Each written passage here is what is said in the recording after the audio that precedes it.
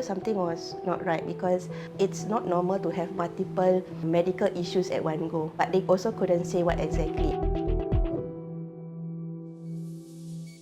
When she was out, usually for my first two boys, I heard their crying. For Rania, I did not heard her for like 15 minutes. From there, I already know that something's going on with Rania. Is she alive or not? Then they tell me that Rania will be incubated due to lack of oxygen.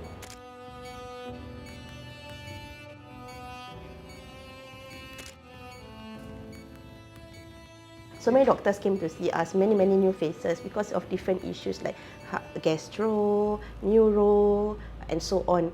And that was when after that we got the result that she has the Kaufman Syndrome.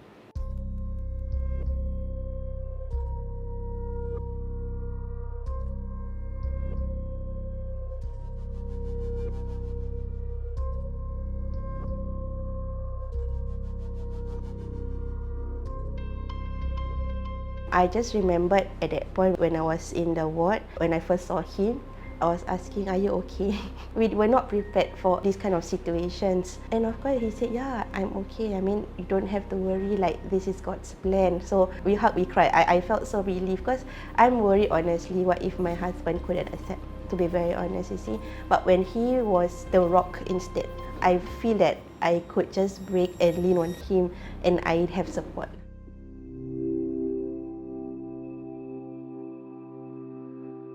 When she first came home, we have a tray of her medical supplies, her suction machine, we have her oximeter, all there. When she falls sick, it was really like all hands on deck because her suctioning will requires a lot. She spit up a lot. We have to rely on each other and everybody in the house. If Rania is coughing, anybody who is free, just quickly suction her. I don't remember there was a prognosis of her life because we can't see any other people with such, so we don't know whether Rania will be verbal in future, whether Rania will be mobile in future. But hey, we were not worried lah. To us, it's okay. She'll grow at her own pace. We will figure it out. For me, because of my faith, I believe every person in this world have their own path. So I believe this was created for Rania. As a father, I have to support her.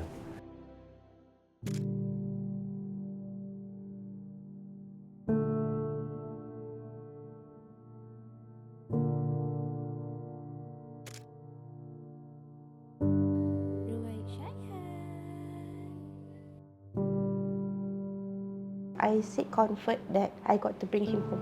Like he was well enough to go home.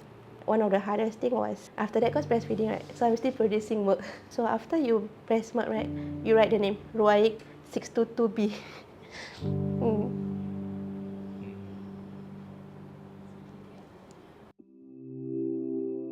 Go to mommy. I've looked after Rania for about 3 years, since she was about 1.5 years old. Rania is a pretty complex case because of the rarity of her condition. It was really hard to know actually what to expect in terms of her motor progress, how far we would be able to push her. I think she surprised us in many ways. We really took the cue from her, knowing that she was a child that wants to move and wants to explore, and that helped to guide the direction of our medical care.